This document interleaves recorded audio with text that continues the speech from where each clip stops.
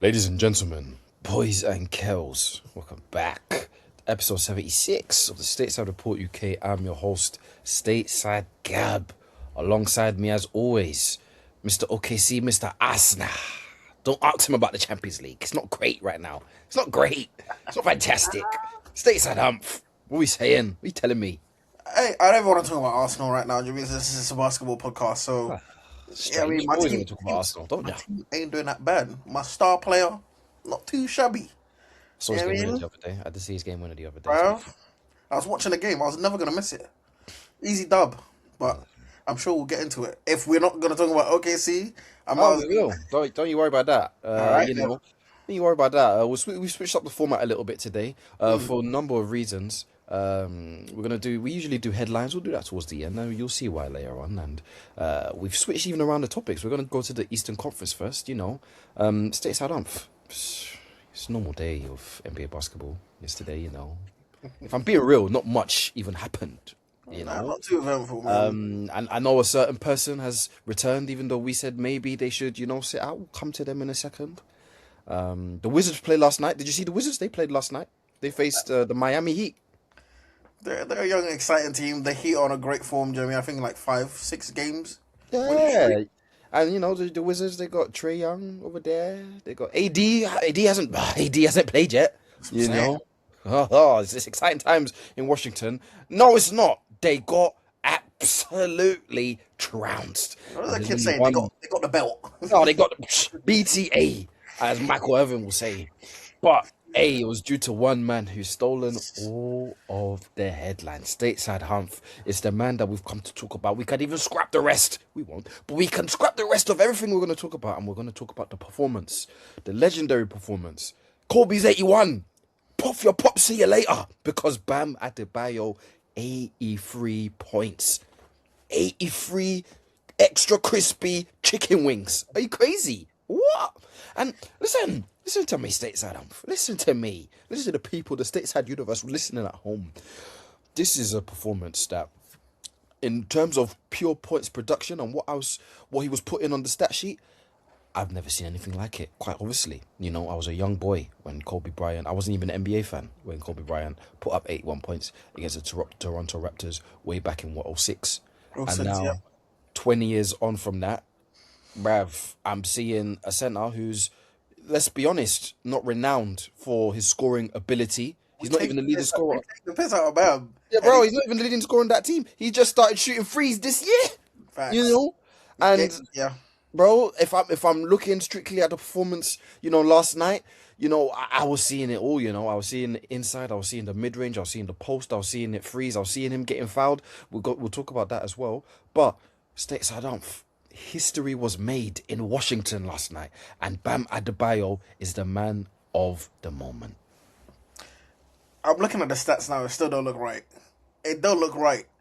But and I was saying this as well to come from my boys. Bro, I was gonna go sleep at like what quarter past one, and then the group chat was like, "Oh, you lot seen what Bam's doing? I see 33 points or something in the first quarter. Same. All right, I'll buy it. Let's see what's going on." And then 62 after three. I'm like, "Oh my god, what's going on?" And I've always been an advocate of if your star player has a going or any player has a going, for the love of the game of basketball, l- keep him in the game. You know what I mean? Because like we said couple episodes ago, basketball is an entertainment. You know what I mean? Fans want to see records being set, records being broken. Don't set them out when they've got like 44 points after the third quarter, and you know what I mean they missed the chance of getting 50, 60, 70, maybe 80. And obviously shout out Coach Spo. You know what I mean, kept Bam into the game. Obviously it was a little bit of a competitive one for certain stretches, but kept him in. I mean, the 81 point record was in touch and distance. So he played him and he got the record. Was it unethical? Who cares? That's what I think. Who the hell cares? Do you know what I mean? I'm here to watch records being broken, and I know it's part of the sports. Like I said, records are there to be set, records are there to be broken, and I mean we're all sitting here talking about it anyway. Whether you like it or whether you don't, it's still a talking point. Absolutely, man. Absolutely. Do you know what's crazy as well? That I was up late last night working. So this is like what deep into 1 a.m., 2 a.m., and my missus was coming over because she was working an overnight thing. So I was like, okay, I've got to stay up because she's coming over, and all right, cool. I'm thinking what's gonna keep me entertained. I jumped on the P5 as you do, and then I kept getting these notifications like 30 after the first call. I'm like, all right, cool, but spam. It's only Bam. What's the little bit Bam gonna do? Then I'm seeing like what you said. I'm seeing he's touching 60 in 3 quarter. I said, okay, cool. Let me switch on this 4 quarter. Let me just see something.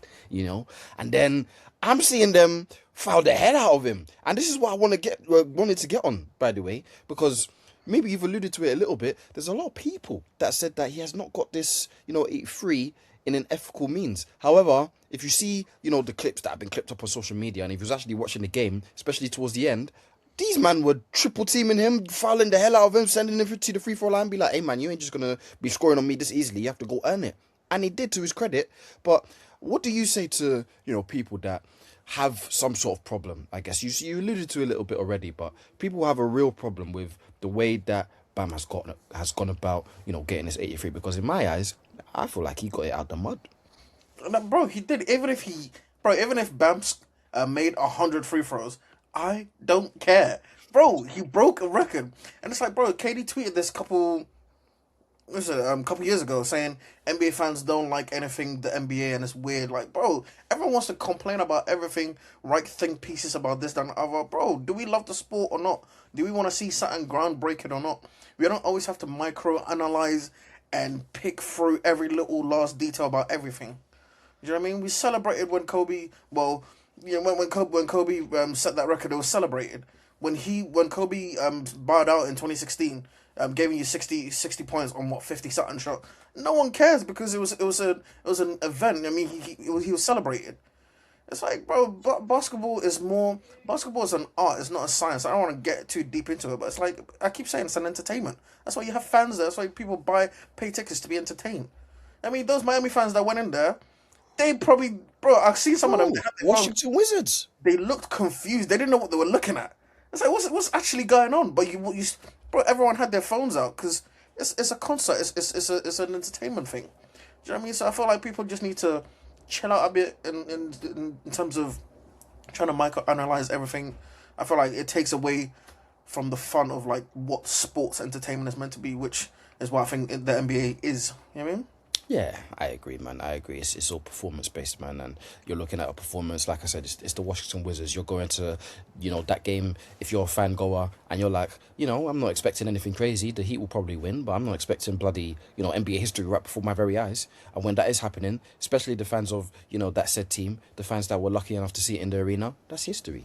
That's history. Fair. What did you say when you put up the PS5? What can entertain me? Yeah, what can keep me going until my missus walks through the door? That's What I what I'm mean, saying. and I saw history. What, Adebayo hoops? Who would have thought this? Not me. You've led us again very nicely. Does this put Bam in your eyes in like a different stratosphere? Because this is not the same thing as Corey Brewer or Malachi Flynn hitting 50 points. This is real NBA. This is the second. And you still remember that. Do you know what I mean? You still remember that. You know what I mean? That Malachi Flynn one, I kind of watched some of that. I said, oh, maybe, Malachi. But I'm just saying, this is not, one of those run-of-the-mill, random role player getting, 50 points. This is the second highest scoring explosion in NBA history. So for you now, does this put Bam in a different stratosphere? Do you look at him any differently to, how you saw him before? Absolutely not. No, I don't. I don't. I feel like this kind of just speaks to the level and like the increased in skill of like these basketball players from 20 years ago till now. I mean, you won't see the random explosion of like 50 points or this 83 points or whatever he scored as a big, as a center. You know what I mean? Like we said, Bam's averaged like 20, 21. So scoring 80, and like we've always spoke about Bam like waiting for that offensive sort of like push. You know what I mean? Obviously, with him scoring this, a lot of people are going to have unrealistic expectations of him, which I think it'll be a little bit unfair on him, but we'll have to calm it down a bit. You know what I mean? Reality will all hit us like, yeah, this is just, same old Bam. I mean, this was just a freak. It was just a freak little incident where we're all there, right place, right time, and, like I said, we just celebrate it for what it was at that time. I don't expect him to drop, 30 points probably till next season. I'm going to disagree with you on the front of look. I'm not expecting Bam to go on a scoring tear or become, one of the best scorers in the league. Even though I'm seeing a lot of pieces now, like Michael Beasley, you've probably seen the clips in regards to he's the only person to ever beat me 1-on-1. Like he's nice, he can really score the ball, but the Miami Heat ask him to play a specific role. But I'm more in the thought process of I think of what that's gonna do mentally for somebody like Bam in regards of he probably knew that he had this kind of talent, not scoring 83 points, but this kind of talent to, obviously lead a team defensively, how he's been doing it for this whole time. And now he's shown the world offensively, hey man, this is what I can really do. I just do it when I want to. I just do it when my name is called. Do you know what I mean? And I think now, mentally and confidence wise, this is going to be massive, massive moving forwards for him. You have to think now as well that people that are thinking that, maybe I want to pick a new team. Maybe I'm looking at Miami just because it's Miami, but also Bam is there. Do you know what I mean? We've got a bit of talent to work with. We've got Norman Powell there as well. Obviously, Tyler Hero's over there as well. But Bam is one of those guys that's like, I want to go and play with Miami because Bam is now there. He's one of those players I feel like now can move into this different echelon of players where we're speaking about Bam as like a top 10 NBA kind of guy. In his, when he's really rolling, top 5 player in the league, hey, I don't know. He scored 83 points. Nobody else in the NBA has even come close to that, So I think, hopefully, the confidence that this is going to give him mentally and how I project, the rest of the season going for him and the Heat. Hey man, I'm looking at him completely differently now. And he could, maybe I'm going to be wrong, maybe I'm going to be let down, but hey man, I see it until I'm proven guilty, man. This could be the start of something. I was just thinking about something as you were just going on about that, and in terms of the knock-on effect of what Bam's just done, because obviously we're two guys from the UK that is interested in an American sport, and I always sit on here talking about the casuals and what the NBA needs to do to get casuals' eyes on the NBA and like getting new fans into the sport. And if you're seeing this, Bam's scoring 83 points, you're seeing the team in Miami and all of that stuff. You're like, well, what's Miami saying? If I'm only now getting to the NBA and I've seen this, I'm like, this is my team now. Do you know what I mean? This Bam's my favorite player now. It's like you have Bam Demarcus. is he's got aura now. That's what I'm saying. It's like you have Demarcus Cousins. I'm sure you saw a play here and there. You're like, whoa, I'm sorry. what's this then? Like, the Kings are my team now. Whatever it is. Do you know what I mean? So it's like the knock on effect on like historic things happening in the NBA. It just grows the sport. So that's what I'm saying. When you have your star players or just players in general, when they're on a heater, when they have the chance to create history, let them. I mean, everyone gets injured in some way, somehow. But it's like, if you don't want to just overload and manage these players, bro, play them. You know what I mean? These are high level quality athletes. So if there's a chance to make history, let them make history. I mean, the knock on effect on that will only benefit not just you in terms of getting casuals to support your team and build your fan base. You help the NBA as a whole, as an organization. Absolutely, absolutely, 100% agree with that. Bam's PR is at an all-time high right All now. time. He already had the 83 points. He already had Aja in his back pocket. He's got the whole city of Miami on his back as well. I'm telling you now, the aura around Bam it is something special. And hopefully the people are going to see it. And hopefully, obviously, he can do his part in regards to carrying it forwards. He has, success in this league as well. He's what, 2 finals appearances as well? Eastern Final Conference appearance. finals. He performed very well. I would like to call him a playoff riser, in my opinion. He's played very, very well. And, when asked to step up in the playoffs. So, hey, man, in my eyes, sky's the limit now for Bam, and obviously the Miami Heat as well. You remember they're in the Giannis sweepstakes in the summertime. There's other players that's going to be looking at the Heat now and like, "Oof, I want to go Right. there because Bam is there." Do you know what I mean? So, 100%. congratulations to Bam Adebayo. I'm very happy as well that it looks like it's a small minority that have something negative to say in regards to what's happened. But I like the fact that it's being celebrated across. I've seen it across football, social media. I think he's a Leeds fan, if I'm not mistaken. And Leeds have posted him all across their social media platforms. Obviously, the NBA and their coverage has been sent around. Yeah, yeah. He's probably an investor. Maybe he is. I don't know. But I've seen it across a load of NBA teams. I've seen it across, NBA media as well. I like the fact that it's actually being celebrated because that's not been the flavor when it comes to bringing what's good or what's popping in the NBA as of recently. So when something like this has happened, it's good that it's being celebrated in the correct way. So credit to the NBA, credit to the Miami Heat, credit And to credit to Eric Spoelstra for leaving him in the game. for him to actually try and chase that record. I mean, without, bro, if the coach pulls him out of the game, this isn't a talking point. Absolutely, it's just another what if, you know. Facts. Can't be having too many what ifs. Yeah, man, absolutely. Let's go to the Boston Celtics because it's been a little bit since we've spoken about them per se. The last time we actually spoke about them, we said, we saw reports that Jayson Tatum is, thinking of return. Doctors have cleared him. He's back in training or back in practice. Sorry, I need to Americanize myself. And he is now back officially. I saw his first game versus Dallas Mavericks. I was like, oh, it's a bit late, but I'm working the next day, but I need to see what JT is on. I need to see how he's moving, And in that game specifically, it wasn't, explosive in regards to what the stat sheet was saying. However, I guess you could say I was encouraged by the signs. He looked good. He looked smooth. He didn't look too rusty. He missed a few layups, dunks here, there, But all in all, I was like, cool, slowly but surely, Tatum's going to be all right. And I can't remember who it was they played in the next game, but he dropped 20 points. And I said, oh, so, all the hesitancy and everything that me and you were saying, throw it in the bin, throw it in the mud, because Jayson Tatum, I guess, is back, Stateside umph. In regards to what we've been saying over the last all season really, in regards to we've been seeing here, there, Jayson Tatum's near and return, and now he's back. Forget the fact that, he's actually performing well. Is still coming off an Achilles injury, major one. Is there any sort of concern, I guess, that, they may have rushed Jayson Tatum back, or he should have probably set out the season? I guess, what's your feeling around him making the return so early from his Achilles injury? I mean, naturally, there's always going to be a concern because he's a bigger athlete. Do you know what I mean? And I did catch the game against the Dallas Mavericks. He was very rusty to start the game. Most of the shots he was taking, they were hitting the front of the rim. You could tell he didn't have his legs underneath him. There's a wide open dunk. He broke the dunk. It's like, bro, Tatum always flushed that. But you could tell he's still favoring that leg. Naturally, he's going to. On defense as well, you could tell that, he's not sliding his feet with the smoothest like he normally would. I did watch a couple of games before the Dallas game just to re-jog my memory on who Jayson Tatum really was. Do you know what I mean? Like I always think in the league, out of sight, out of mind. So a lot of people tend to forget how great some of these star players are, and obviously when they have these long-term injuries, they forget who they are. But watch, especially the game he got that injury against New York. I think he had like 42 points, couple like 4 blocks or something like that. Like, bro, he was dominating. Two completely different players. I mean, I'm not obviously trying to knock him because it's the early stages and stuff, but slowly but surely, I think he'll get there.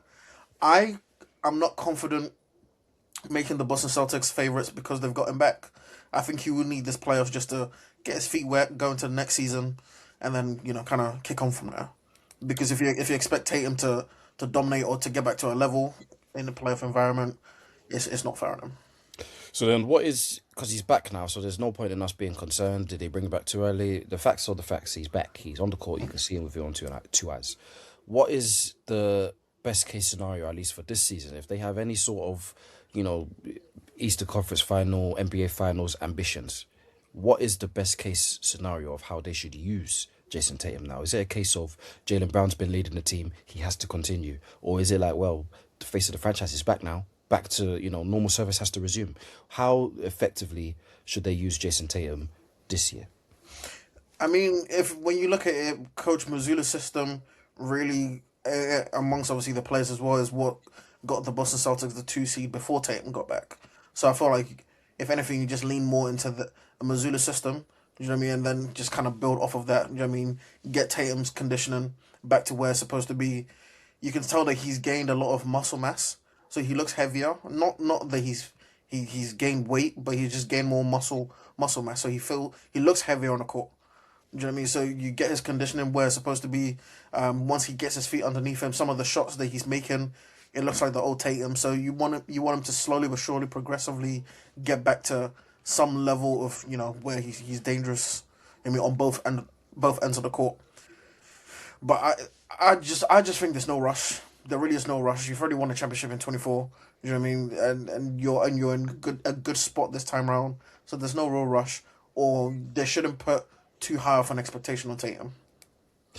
I agree. You shouldn't. If you basically have to use him as a role player, a very luxury role player for sure. It's a wild card most teams don't have. Yeah, 100%. The ball has to be majority of the time still in Jaylen Brown's hands because he's been the person that's been leading this team while JT has been out and been leading it very well, especially in this stage of the season. You have to lean on the likes of your Derek Whites and the Peyton Pritchards to still do what they've been doing and not fall off the face of the earth just because Jayson Tatum is back. Unfortunately, they're going to have to take a little bit of his shot diet and a little bit of his, attempts away from him just to protect him. I feel like a little bit because there's always going to be that concern of, let's not exert him too much. Let's not make him feel like he needs to put the world on his shoulders. No, we've been carrying this season, so let us, take us home in a sense. So I think the key players for the Celtics before Jayson Tatum need to be the key players until the rest of the season. And then next season, that's when you can start planning, okay, JT, now you can scale up the production. Now we can trust you a little bit more because we see where you are, whether you're this or whether you're that. Next season, that's when we're going to go.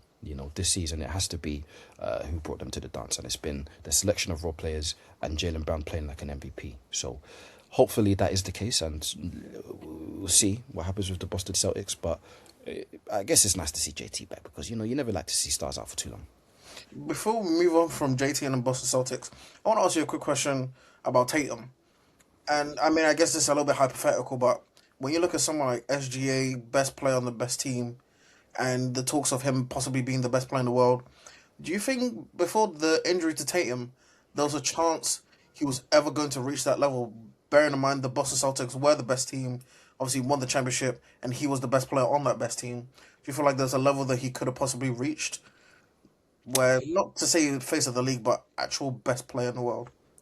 I think he's right there. Listen, there's a, and when he was in his pomp and when he was healthy, I think there's a strong argument that he was in and around that conversation. And I understand that people like to say he's corny and he's this and that on social media. Well, unfortunately, that has nothing to do with his production on the basketball court. He was averaging near 30 points, near 6, 7, 8 rebounds, assists in there as well, shooting the 3 at a high mark, scoring with the best players, in the NBA and playing lockdown defense as well. So in essence, he was the full package of what you want an NBA superstar to be, plus more, in my opinion. I think he was right there, and the only thing that was stopping him from doing that is, people like Jokic putting up silly numbers, SGA putting up silly numbers as well, and now you've got the likes of Wemby and others who are chasing the crown as well. But don't make any mistake that Jayson Tatum, especially if they kept that consistency and kept that going for a number of years, it was a conversation not that long ago that Boston Celtics were going to become a dynasty. And Jayson Tatum was the face of that dynasty. You can't tell me that face can't be one of the best players in the world, if not the best player in the world, in some people's eyes. It was conversation of, are you taking, a few years ago at least, a prime Jayson Tatum or prime SGA? I'd like to think a lot of people will probably take a prime Tatum just because bigger, does a lot of the stuff that SGA does, minus obviously getting to the free throw line and maybe a few other bits and bobs, maybe the playmaking as well. But yeah, before the injury, and I'd like to think he can get back there, he was in that best player in the world conversation, no doubt in my mind. Do you think he was being looked at possibly being the best player in the world? The only Because thing they always try and pit both him and Brown together, saying there's not really much in it with both of them. The fact that Brown won Conference Finals MVP, Finals MVP. Well, the only thing that killed him in that front was then Brown was winning all the hardware in terms of individual. And So then then when he that's went when out it's the like, next ball, but then it's like it's a little bit Steph syndrome in regards to, well, you've won all these championships, but what? How many Finals MVPs do you have? You only got 2 of them, so you weren't the best. He's only got 1 of them. Excuse me. I don't know what, yeah. So in all those finals with all those championships that you have, you only got 1. You weren't the best player on the team. Iguodala was better than you. KD was better than you. But you knew Steph Curry was one of the best players in the world. Like, let's not be silly in regards to what he was, doing when he was in his pomp. And it has to be the same thing with Tatum, I feel like, as well. And he's still young. He's still young. If the Celtics and him, progress how we think they're going to, then I'd like to think there's more championships, in the offing. Unfortunately for you lot, But Fortunately for them. Yeah. I'll just quickly spoil the episode for you lot. Smart man. But like I said, there's no doubt in my mind that the numbers don't lie. He passes the eye test as well. He has that smooth game that a lot of people wish that certain players that are considered the best player in the NBA today had. He has that in my eyes, and if he can get back healthy and get back to the level that he was, yeah, easily he'll be back in that conversation. I have no doubt in my mind, no doubt. Tatum at his best, he's genuinely unstoppable. Reminds me of a game against Milwaukee, I think game 5, where literally all the shots he made hit bottom of the net. None of them hit the rim. And obviously, like I said, the game when they were down 2-1 in New York, how he was just dominating on both sides of the court. I'm saying I just hope he can get back to that level or remotely close to that, because even with someone like KD, as great as he is now post Achilles, he's just not the same player, not the same burst athleticism. But I'm saying with Tatum, a younger player, obviously came back a lot earlier. Let's just hope he gets somewhere close to that level. Exactly. Well, Stateside, shall we move on and shall we play a game? Let's do it. Let's play a little game. It's come on, man. It's the scorer season, and Bam Adebayo, of course, he influenced us. 83 points. Kobe's 81, as Rashad once said. He didn't get it, but Bam did. You get me? We're gonna play a bit this or that. I'm gonna give you some NBA players, some real scorers, some people who can put the ball in the basket, and you just need to tell me whose career high is higher between the two. Can you do that for me? Yeah, let's do this. Let's do it. We've done this before, so we've got 6, levels. Can you go 6 for 6? My money says no, because you haven't done it in 76 episodes. Wait. But I put it like that. Spooky. We're changing the narrative, man. Let's do it. Let's see, matey. Let's see. I get the first one wrong. Yeah. Here we go. Whose career high is higher? Kyrie Irving or LeBron James? Ooh. Give me LeBron. Because LeBron was 61 against Charlotte, which obviously Bam broke with a dunk. Give me LeBron. Final answer. Final answer. Kyrie Irving, 60 points. LeBron James, 61. Right. Well done, matey. Well done. Whose career high is higher? Russell Westbrook or De'Aaron Fox? My current and former point guard. True. Westbrook's would have been 47 when he hit on Jamal Murray to break Oscar Robinson's record. 47. Did he give me De'Aaron Fox. I don't know his career high, but I would think it'd be more than 47. Fine answer. Yep. Russell Westbrook. Well, it would help if I had it up. Bear with me 1 second. Here we go. Russell Westbrook, 57 points. De'Aaron Fox, 60 points. 60 of them things. And he did it for my Kings. Westbrook had 57 for who? Against who? 57 points, Oklahoma City Thunder. It doesn't say who against, but it was in 2017. 57? March 7th of March, 2017. Probably would have been the Nuggets game I'm talking about. Anyway, 2 for 2. Let's do it. 2 for 2. Here we go, matey. Shooting well from the field. Start putting hand up. Start putting hand up. Whose career high is higher? Zion Williamson or Draymond Green? Oh, you've had me here. But Zion's been in the league for like 5 minutes. And his priorities are in the gutter. Draymond. It has to be Zion for me, surely. Well, no, sir. Because Draymond probably would have been max 35. Yeah, give me Zion. Zion Williamson, 43. Draymond Green, 31 points. 31. Let's throw it in there as a curve. Honestly. I try, matey. I caught it. Like 3 or 3. I try, matey. I try. 3 for 3. It's not in bad. It's not in badly. Here we go. Whose career high is higher? Paul George or Brandon Ingram? PG. He wouldn't have had his career high at the Clippers. Wouldn't have had it in Indy. Probably would have had it that 2019 season. Brandon Miller. No, wait. Brandon Ingram. Ingram, yep. Give me PG. Final answer. Final answer. Paul George's career high is 48 points in Oh, the Indiana Pacers, 2015. Brandon Ingram for the Pelicans in 2020, in January, had 49. 49. you Oh, no. man. That was one of his all-star years, matey.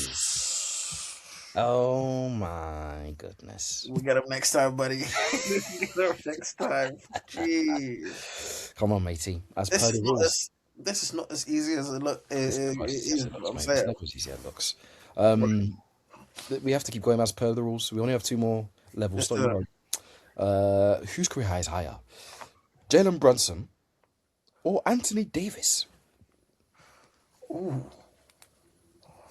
Jalen Brunson probably would have got close to 60, but he wouldn't have hit 60. Anthony Davis, on the other hand, he probably would have. Give me AD. Give me AD on this one. Final answer. Final answer. Anthony Davis, 59. Brunson hasn't hit 60. I don't think. Jalen Brunson on the... Sorry, these are American dates. March 29th of March, 2024. 61 points. Oh, it's all going to the toilet, matey. It's all going in the toilet. You know, better stop putting your hand down, man. Back up. Let me give you a room. Honestly, what? Matey, we got What? one more. We got one more, yeah, 61. Likely he was against, but I'll find out for you, matey. Some shot chuckers of the league, man. I'm telling you. You know, we've got one more for you, matey. Here we go. Let's do it. Whose career high is higher? Jimmy Butler or DeMar DeRozan? Jimmy Butler, DeMar DeRozan. Give me DeRozan on this one. Oh, you were quick. Final answer. Yeah, final answer. DeMar DeRozan, You career would have high had 60 or something. for the Toronto Raptors on New Year's Day of 2017. Wow, 52 points. 52. 52 points. Jimmy Butler on the January. Why was he in January? What's going on in January? No. January 2016. 53 for the Chicago Bulls. So what was that? Four of 6. Who did you say? Oh, you said DeMar, right? I said DeMar. Well, Jimmy Butler's got more points, so you went 3 for 6. What? Yeah. Wait, what? Yeah, DeMar DeRozan 52. 52. Jimmy Butler 50. Oh, what? 53. But DeMar needs to start shooting threes, man. Bro, what? It's 3 for 6, mate. I'm telling you. Like, you missed one and then your confidence went, mate. That's not very Bam Adebayo of you. You shot that in the trash can. You didn't scream Bam. That's You just didn't. saying. I got overconfident. That's the problem. Ah, I got overconfident. hate to see it, matey. Hate to see it. Oh, well. Well, the journey for 6 for 6 still rages on. It still rages. You'll get it one day. I'm rooting for you, even though you don't think I am. I am rooting for you. I'm not really. Let's move on. How about that? We'll move on to the Western Conference because there's a lot going on in the West, as you know, every time. And I wanted to start with the Lakers. Funny enough, got a good win, actually, the other day against the Timberwolves. And we'll talk about them in a second. But the Lakers, I wanted to talk to you about Stateside. Surprisingly, throughout this whole podcast's lifespan, we've never spoken about this. It's Luka Dončić versus the referees. Because another incident happened in the Timberwolves game where got into a little bit of, verbal fisticuffs with the refs again. Can't remember if he got ejected or not. Wouldn't be surprised if he did, but it was only a week ago that he was on the bridge of getting suspended for a game because he had too many technical fouls. Refs are tired of him. He's on 15 right now. Tired of the nonsense. Do you know what I mean? And it's what I wanted to talk to you about because, this has been a long standing discourse in regards to Luka. We get the talent. We understand what you are. You're one of the best players, if not the best player in the league when in form. However, the main thing that pulls him back every single time is, unfortunately, he's a bit of a crybaby when he wants to be, man. And I wanted to talk to you about his relationship and how he acts towards officials, towards authority. Stateside umph. Does this hold him back in regards to he's not the best version of himself every single night, because there's always that flip of a switch that he can turn on any time. A referee doesn't, want to give him a whistle or wants to talk back. He throws himself under the bus. Does this happen more often than not in your eyes? I think it does. Obviously, Luka's coming to the league, and I mean his problems and complaining with the refs is not anything new. But I feel like Luka, when he's at his best, he's controlling what he can control in terms of shot making, playmaking, dominating on the court. You know what I mean? If he gets fouls, if he gets fouled, the refs will call it. You know what I mean? He's gonna get those superstar calls naturally anyway, with the status that he has in the league. But with all these crying and moaning to the refs and all of that stuff, bro, sometimes you might get fouled and the refs might be sick and tired of your BS and they won't even call it. Do you know what I mean? He's averaging 5 less drives this season, and he's still leading the league in free throws. And he's still known to be complaining to the refs. How many more free throws do you need? Do you know what I mean? And it's like, with all of that complaining and stuff, I feel like because he is the leader of the team, it trickles down to the other players as well. On so many instances, I've seen him, LeBron, Austin Reeves, Ayton, all complaining at the refs whilst the game's still going. Instead of trying to get back on defense and set up your defense, they're complaining, trying to get calls in live possession. But I feel like I said, with Luka, when he's at his best, that's when he's focusing on his game. He's not focusing on stuff that he can't control, which is the ref whistle. Do you know what I mean? When you start doing that, then you're basically playing yourself out of your game. You're kind of out your head a little bit. Do you know what I mean? And at that point, that's where you see the worst of Luka. You see the bitching and the moaning and the crying. It's a little bit of an ugly watch. Do you know what I mean? There has been complaints from just fans in general of Luka, like myself as well. It makes it tough for us to enjoy his basketball because, bro, when Luka's on it, like you said, he's one of the best in the world. So I just feel like he just needs to pivot from that. I mean, he has to get to a point where, bro, just focus on your game, just play. Do you know what I mean? Well, do you not? Because it's easy to forget that when with the Dallas Mavericks, I understand that in the end they shipped him out of there, and it was one man's decision. It seemed seemingly so, and he's not there anymore. They got to Western Conference Finals. They got to the finals. Obviously, it depends how you play, when you get there.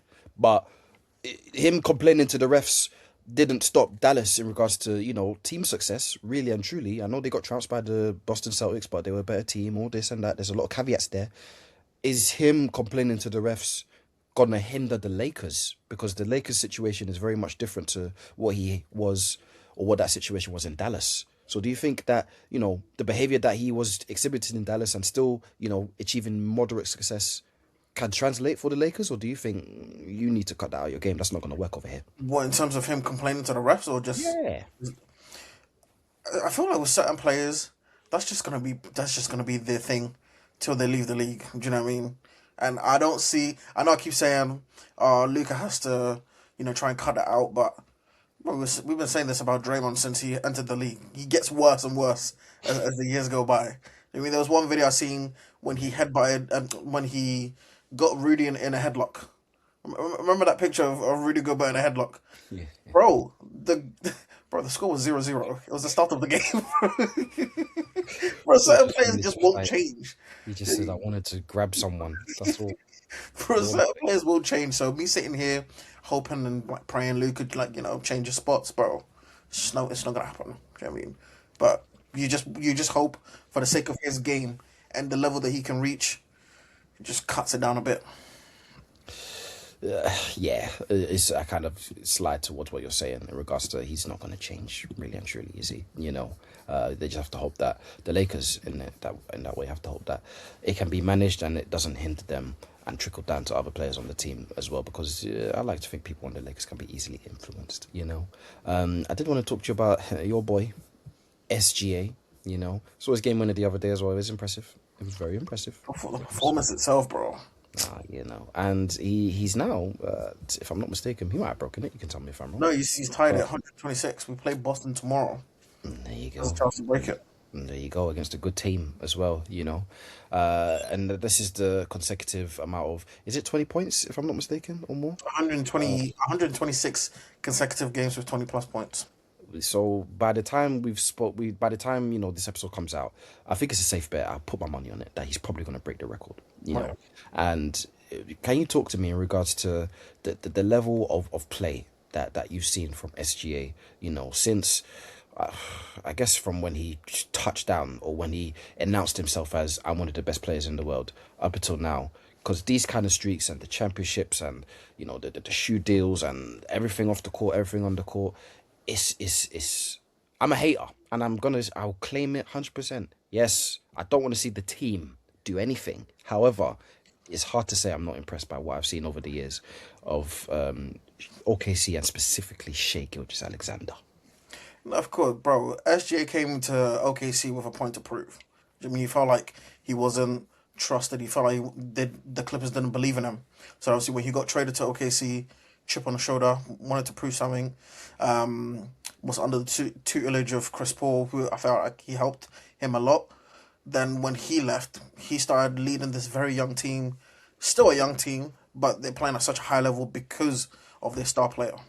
Because of their star player in SGA, and I feel like tying this record and going to break it tomorrow of 120 plus 126 games with 20 plus points, it just speaks to the level of consistency, composure, confidence that he plays with. Do you know what I mean? That his game like exudes. It's like, bro, I go into games knowing that if SGA is suiting up for us, we're more often than not gonna win. Do you know what I mean? And it's not just the points. Do you know what I mean? It's not just the free throws. It's not just the frees.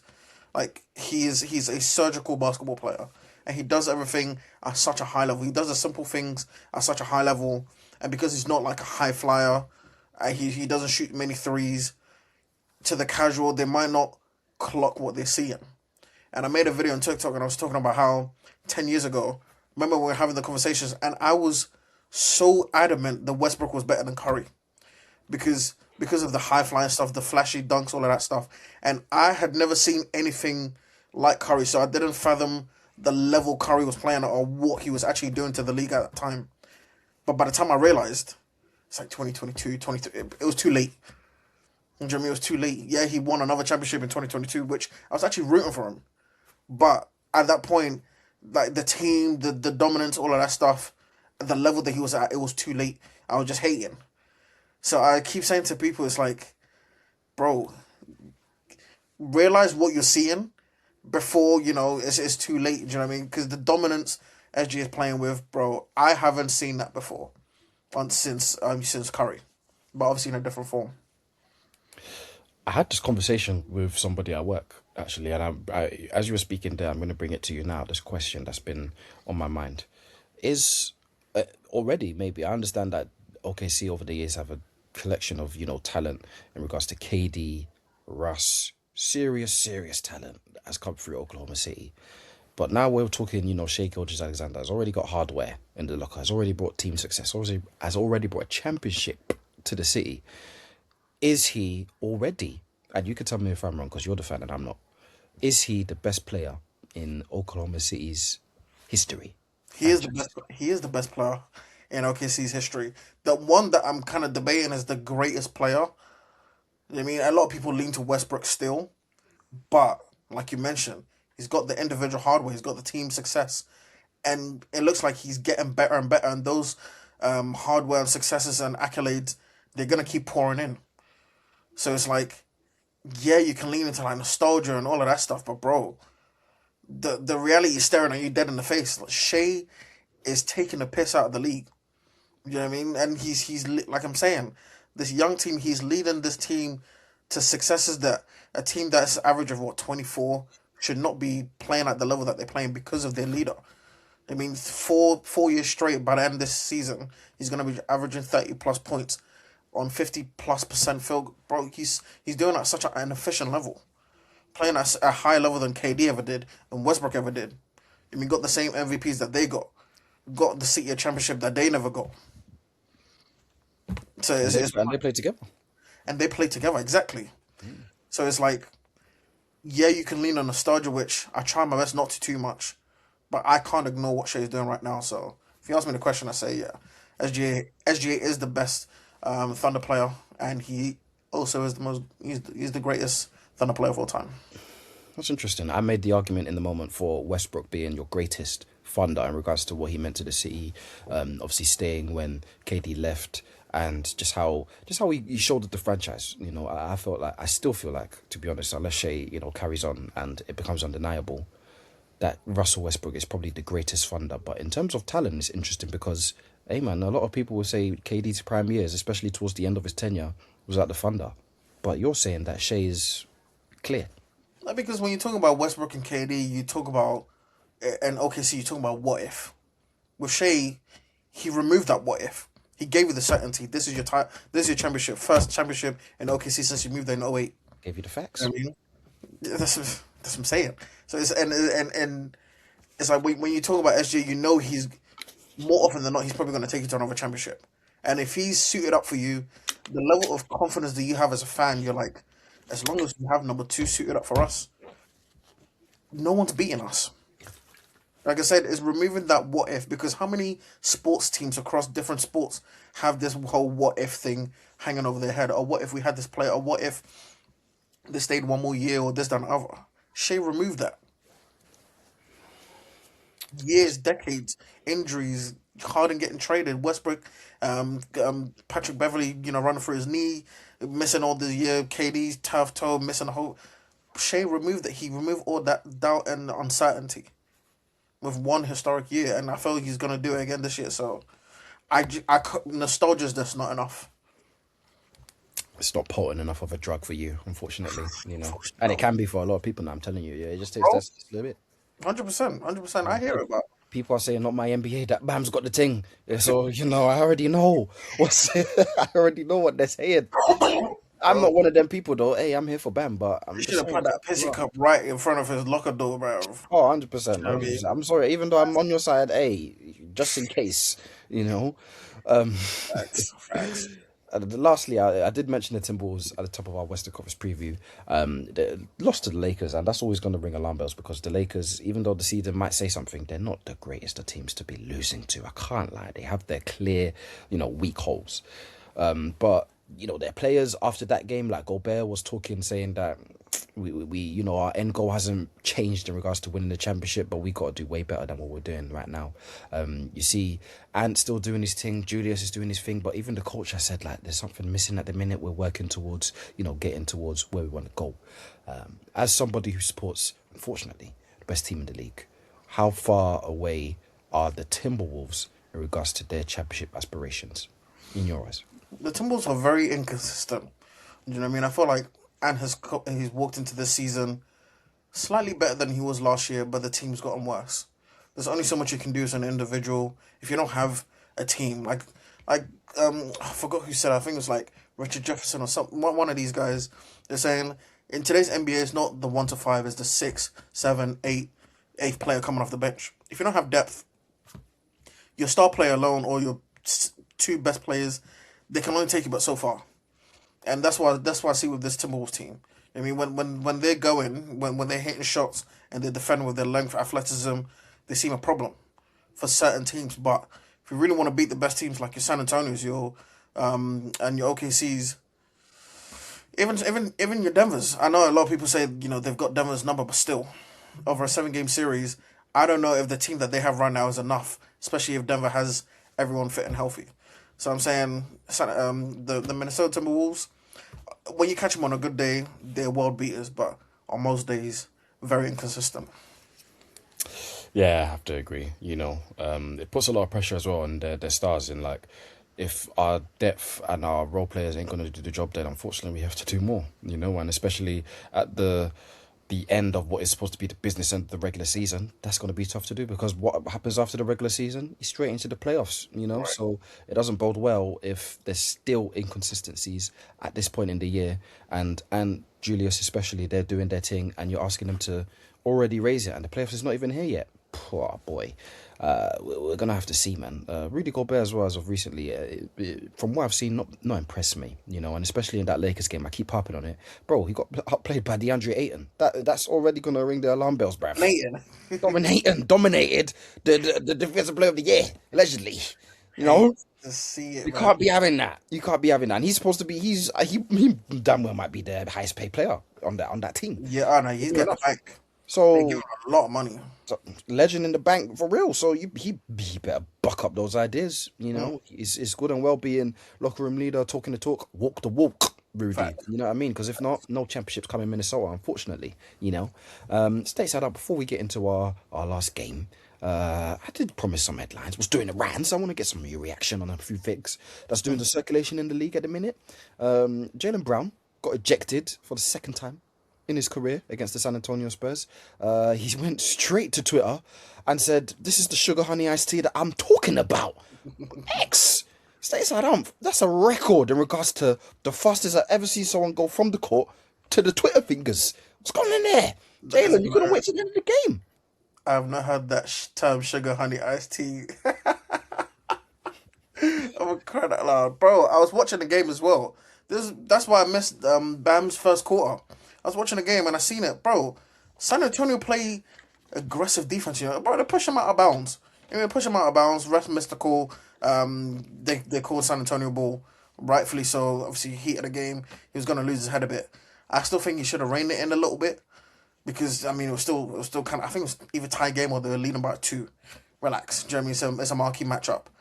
Stay on the court. Don't lose your head. But I felt like he probably felt like he was being disrespected in some sort of way because bro, San Antonio was pushing him about. They complain about OKC being hyper physical, fouling a lot. San Antonio do the exact same. Sometimes even worse because they're darling, they're young. So that's probably what Jaylen Brown was probably alluding to.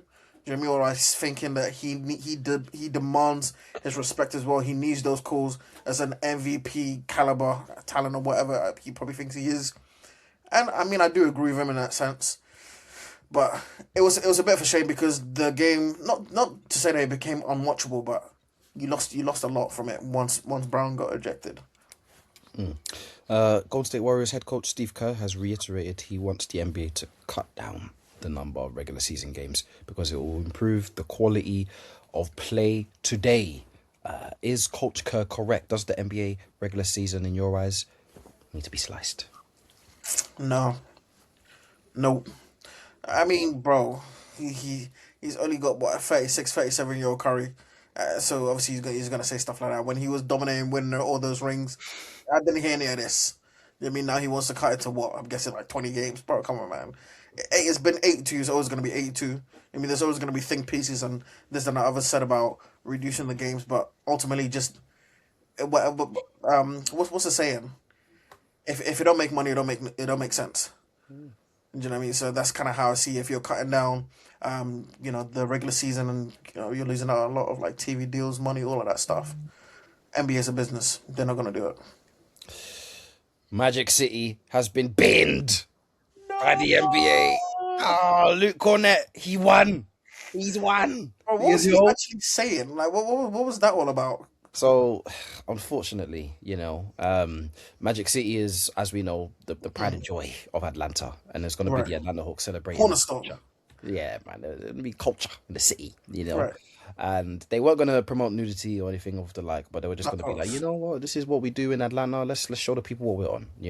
Right. Forward thinking. And the NBA I'm paraphrasing a little bit, but they praised the Atlanta Hawks for trying to think forward and provide a bit of culture and show people what the city is about. However, Luke Cornett's argument, and I assuming other players as well, probably Adam Silver maybe, was that Magic City and the adult entertainment industry, let's leave that to the adults because there's kids and other people and sponsors. We don't need to be seeing all that on an NBA floor. Me and you, we spoke about, it's a bit of fun, Magic City. Right. Why not? There's so many things happening in the world that's worse than a bit of Magic City night. You know what I mean? Maybe we are the adults that he was paraphrasing or talking about. The But adults that he was talking about. my thing will remain. I don't think it was really harming anyone. Right. I understand kids in the future, you got to think about what they're looking at. I get it. I understand. However, as I said, and I will maintain, I'd like to think there's worse things going on than Magic City Night. And it would have been interesting to see how they would have spun it so that it's TV friendly. But we'll never know. 10, 15 years ago, do you think they would have followed through with it? Yo, that's interesting. Because I feel like everything now is so clean cut. Because there's some comedy shows and other things where it's like back then it made sense. Now there's no way it's happening. I don't know about 10, 15 years ago. I'm thinking 20, 30 years ago. Okay. You know, David Stern's era. You know, before they introduced Shout out Sturdy, like man. suits on the bench and that when Allen Iverson was doing his thing. I Shout can out. imagine Manchester City night going off. I Yeah. can. You Yeah. know, just because that fit a little bit of the layout of the land, but 10 years ago at least, nah, I don't think so because I think they were still trying to clean up a lot of the mess that that entertainment industry brought onto the world. I don't know Yeah. about 10 years ago, but 20, 30 years ago, absolutely. Absolutely. Yeah. It's a damn shame, man. But Yeah, well, we you got know, him next time. You know what I mean? next time, matey. Magic City, now we just need to rethink it. Atlanta, I know you got something in there. Bring me on if you want to. Bring me a stateside. I'll fly us out there. Yeah, man. I'll We'll, show you. we'll pitch it to you. Give you the pros on the pros. No Yeah, comms. yeah. Not for free as well, by the way. Yeah, compensated. We know you're making money over I there. need some chicken. I'm talking about the ones in Magic City. Stateside, thank you for going through what's doing the rounds with me to let us finish episode 76. By the way, like, share, comment, rate, subscribe if you've loved what you've heard today. Before we, get out of here, Stateside up, shall we play one more game? Let's round it off. Let's do it. Come on then, mate. Come on, matey. New game as well, by the way. New game. I've seen it on the old TikTok, as you do. I like. I'm on there for inspiration. This one is called Keep 4, Cut 4. There's 8 names on the list. 8 names, and there's always going to be a theme. This time, hey man, if you didn't know, if you didn't read the news, if you didn't watch any basketball yesterday, Bam Adebayo scored 83 points in a game, more than Kobe's 81. Bro, I'm never gonna get my head wrapped around it. Crazy. What? I told you, man, Bam is in different. He's in different circles, mate. When you're talking about centers, don't bring up any center. Unless it's the Wembys and the Jokic's and them man. Put Bam there. You know what I mean? Tries to troll Bam. They say that's no way I'm spending tickets to go watch Bam clank over the back of the bro. To be fair, he gave us 6 threes this season. So maybe that was the warning sign.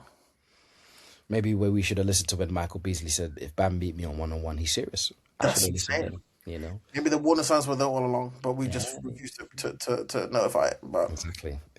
Anyway, I'm going to give you stateside up 8 names. And these are all scorers, some of the best scorers in the league. You have to keep 4 scorers and cut 4 scorers. Stateside ump. It's as simple as that. Can you do that for me? Can you do that for the people? let's do it. So as I said, I'm going to give you a name, and you can let me know if you're keeping them or cutting them. All right. First name on the list, Kevin Durant. Keep. So it's like a blind ranking. So I don't know who else is coming. Don't know who's coming. Right. Keeping Durant. Paolo Banchero. Cut. Jesus Christ. Cut. Jamal Murray.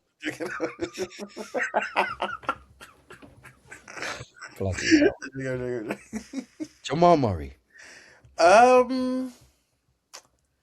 Cut. Peyton Pritchard. Oh. Oh. Keep. Devin Booker. Keep. Malik Monk. Cut. So I've got 3 cut, 3 keep. You've got KD, KD, Pritchard, Book. Peyton Pritchard, and Devin Booker. You've cut Paolo Banchero, Jamal Murray, Malik. and Malik Monk. Bam Adebayo. What the hell? Keep. Keep. Why the hell, man? Last name on the list. He's big cut. Kawhi Leonard. Hey, when Kawhi scores 83 points, come chat to me, man. When Kawhi scores 83 points, come chat to me, man. Cut. So you cut Paolo, you cut Malik somehow. You Bro, cut Kawhi. KD. So it's like, oh, maybe we're getting like some scorers here. You were. You're like Peyton Pritchard and Jamal Murray. I'm like Paolo Banchero. It's like, okay, all right. Let me focus properly. It's a good. It's a good little game, though, isn't it? It was a good game. I want to do it again next week. Yeah, we will, mate. We will. We haven't forgotten about the wheel, matey. Don't worry about that. The wheel hasn't escaped you. You hate the wheel, but you don't worry about that. bring it up.